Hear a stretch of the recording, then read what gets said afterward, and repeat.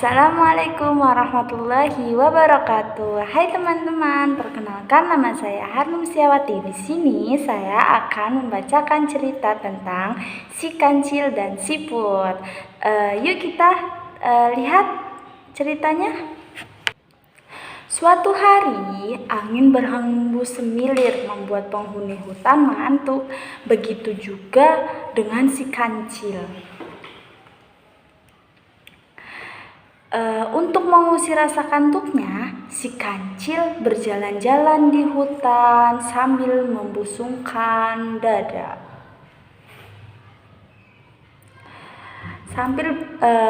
Sambil berjalan, si kancil berkata, "Siapa yang tak kenal kancil? Si pintar, si cerdik, dan si pemberani. Setiap masalah pasti selesai olehku." Ketika sampai di sungai, si kancil segera meminum untuk menghilangkan rasa hausnya. Air yang begitu jernih membuat si kancil dapat berkaca. Si kancil berkata sendirian, "Buaya, gajah, harimau, semuanya binatang bodoh. Jika berhadapan denganku, mereka dapat aku perdaya." Si kancil tidak tahu, ia dari tadi sedang diperhatikan oleh seekor siput yang sedang duduk di bongkahan batu yang kecil. Si siput berkata, "Hei kancil, kau asik sekali berbicara sendirian. Ada apa? Kamu sedang bergembira?" Kancil mencari-cari suara itu. Akhirnya si kancil menemukan letak si siput. "Rupanya sudah lama kau memperhatikanku ya, siput yang kecil dan imut. Bukan. Kamu memang kecil, tapi tidak imut-imut, melainkan jelek bagai kotoran ayam," ujar si kancil. Siput terkejut mendengar ucapan si kancil yang telah menghina dan membuatnya jengkel. Lalu si siput berkata, "Hei kancil, kau memang cerdik dan pemberani. Karena itu aku menantangmu lomba adu cepat." Akhirnya mereka setuju perlombaan dilakukan minggu depan. Setelah si kancil pergi, siput segera memanggil dan mengumpulkan teman-temannya. Si siput meminta tolong teman-temannya agar waktu perlombaan nanti semuanya harus berada di jalur lomba. "Jangan lupa kalian bersembunyi di balik bongkahan batu."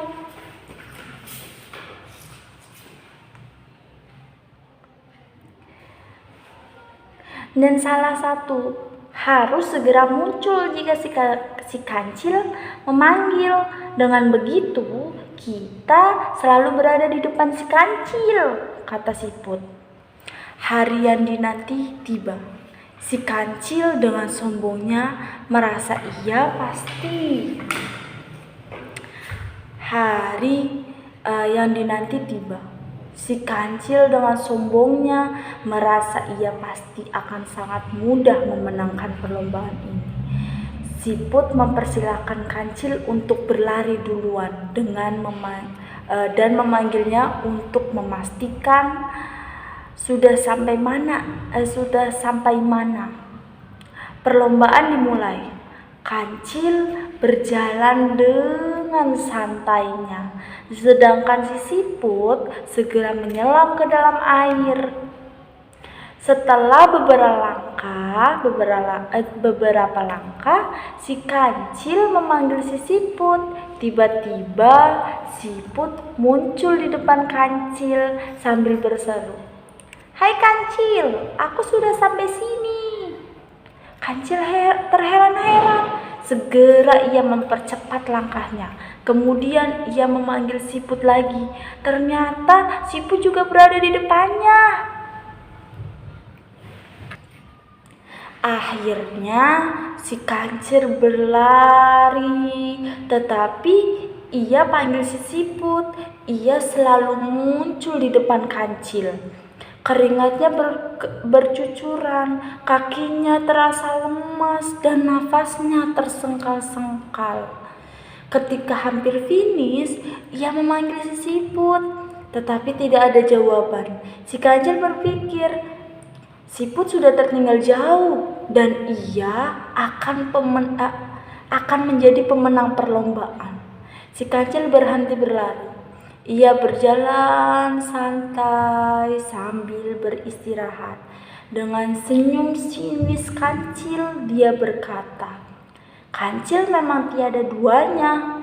Si kancil dikagetkan ketika ia mendengar suara siput yang sedang duduk di atas batu besar. "Oh, kasihan sekali kau kancil. Kelihatannya kau lelah. Capai berlari," ejek siput.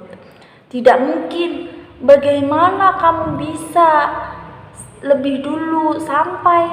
Padahal aku berlari sangat kencang," seru kancil. "Sudahlah, akui saja kekalahanmu," ujar si siput. Si kancil masih heran dan tak percaya kalau ia dikalahkan oleh binatang yang lebih kecil darinya. Si kancil menundukkan kepala dan mengakui kekalahannya. Lalu siput berkata, Sudahlah, tidak usah sedih. Aku tidak minta hadiah kok. Aku hanya ingin kamu ingat satu hal. Janganlah sombong dengan kepandaian dan kecerdikanmu. Semua binatang mempunyai kelebihan dan kekurangan masing-masing, tapi jangan suka menghina dan menyepelekan mereka. Siput segera menyelam ke dalam air. Tinggallah si kancil dengan rasa menyesal dan malu. Nah, itulah kisah si kancil dan si siput.